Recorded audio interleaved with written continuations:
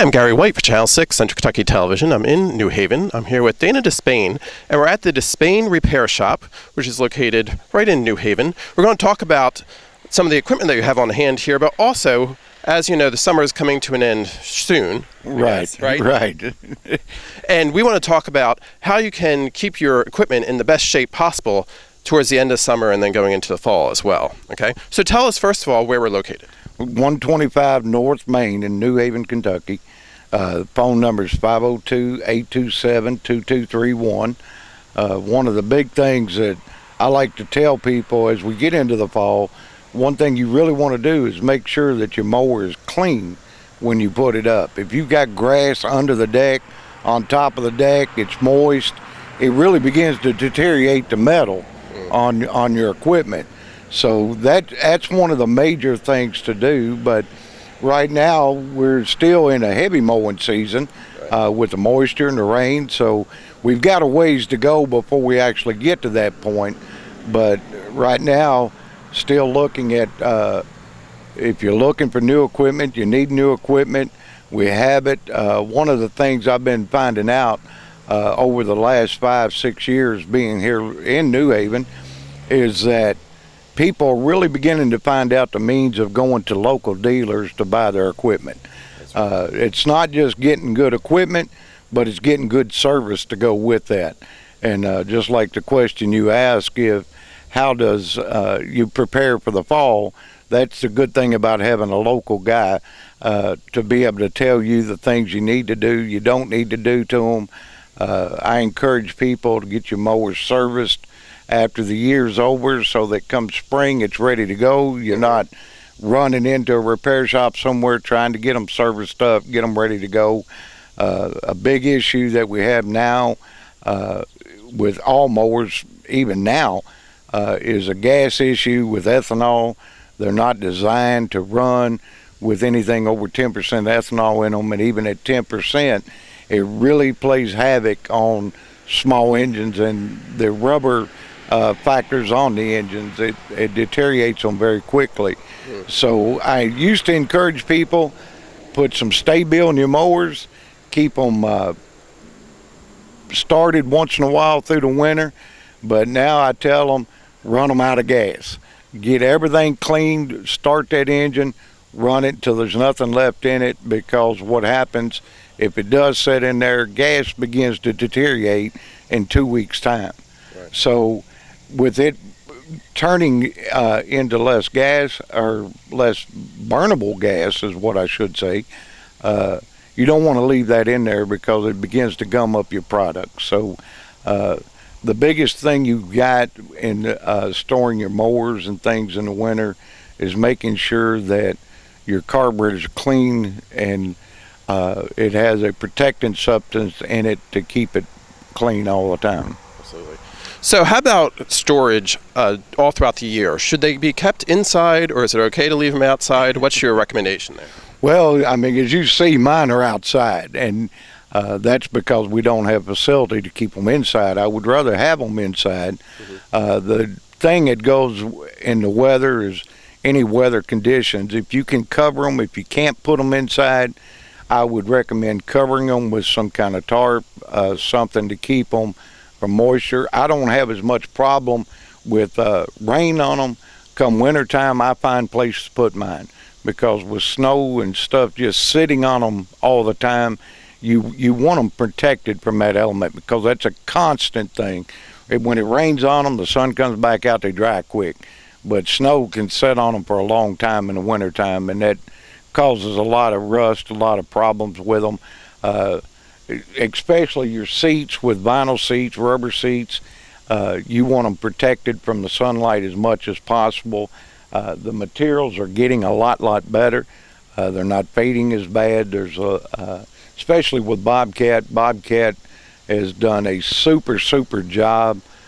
Keep upgrading their equipment to make it better and better. When I started in this business and I went looking for equipment, I found Bobcat, and the reason I liked them so well, they're very competitive priced, they're very mechanically friendly, and a super well built machine, as they show by their warranty, because they've got a 6-year 2,750-hour warranty on their big commercial machines, and that's a fantastic warranty. Absolutely. And so, you know, in that, the more you take care of your mower come fall and going into the winter, if you can get it winterized, you know, people that own boats got to winterize those boats to get them ready for winter. Right. But we don't think about the mower until next spring when we want to use it again. And so it's not just your mowers, it's your weed eaters, your chainsaws, anything that you're not going to be using. You really need to winterize it and prepare it for a downtime. And there's a lot of ways you can do that, but you know, I encourage people to, again, to go ahead, get them serviced in the wintertime. That way they're ready to go. All you have to do is put gas in them in the spring, start them up, and start mowing. And that's a big issue. And at DeSpain Repair Shop, this is a spot that you can get that done during the winter, right? You can bring it in here and have it serviced on, whether it be a mower or any of the other equipment that you mentioned. Exactly. Any of the weed eater brands, anything like that. As I was saying a little bit earlier, one of the things I'm really finding out, I had a young man here yesterday. He had went to a box store with nothing wrong with that. They have great equipment as well, but the problem they run into there is you're at their mercy on where they're going to send you to get something fixed if you buy it there. And they normally have to set up through a dealership like me and myself.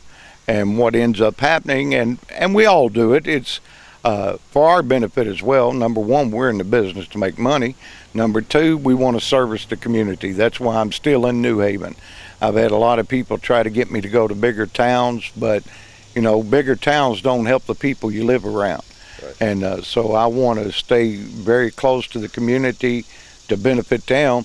But one of the things we find out is when they bring it, their mower that they bought at a different location, normally what happens, they end up at the back of the list, and it takes them longer to get their equipment. Number two, you know, I'm a Bobcat, Big Dog, Johnson Red dealer. I'm a Maruyama dealer and an EFCO dealer.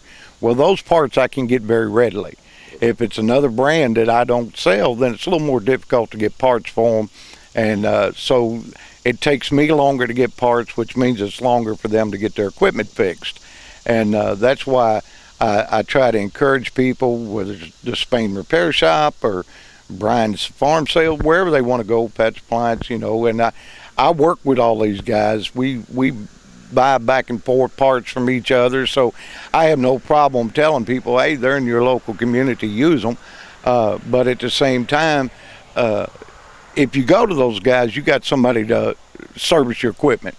If you go to the big corporate stores and you buy something there, then again, they normally set up accounts through us guys, or some of them I'm aware of even got guys out of state that come in, pick up the equipment that's tore up. You don't know how long it's going to be. You got no way of finding out how long it's going to be. So, you know, when it comes fall and it's time to put them away, it's really a big benefit to have a local dealership that you can contact, whether you want to do it yourself or you want the dealership to do it for you.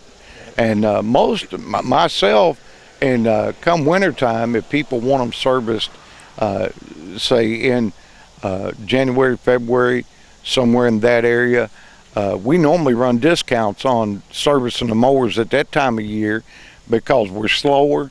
It gives us more availability, but come spring, we'll get bombarded most of the time, and trying to get everybody's out for tomorrow's mowing is difficult at times, especially when I'm a single owner, operator, mechanic, salesperson. I do it all, so you know it gets a little more difficult when you get 30, 40 mowers out there to get them all done overnight. Absolutely. Now, as we're going to wrap up, we want to talk about it. Still, summer is on hand, so you can still come out and get some mowers if you're wanting to. If somebody's out there thinking about buying a ride mower, maybe they have a push one, they're thinking of transitioning, how do they determine the size mower that they need based on the lot of their property? Well, I'm a little different than a lot of guys because I ask them what they've got, and then I'll make a recommendation. You know, if you've got an acre lot, you can take a 42-inch mower and you can mow that tractor mower, and you can mow that acre lot in an hour's time easy. If you got more than that, If you like the zero turn for the convenience of it, getting up close, you know, it really bases on how much time you want to spend out there mowing. And most people this day and time, they're pressed for time, so they need to get done as quick as they can. And so you make your choice of mower. I recommend, but I never tell somebody what they want. You know, it's ultimately their decision. I tell people all the time they make 40-some different brands of zero-turn mowers for a reason. Everybody's got what they like. I got what I recommend. As you notice here, there's a lot more Bobcats than there is anything else, and that's because a salesperson is going to sell what they like. And I really love the Bobcat mowers. They're very dependable.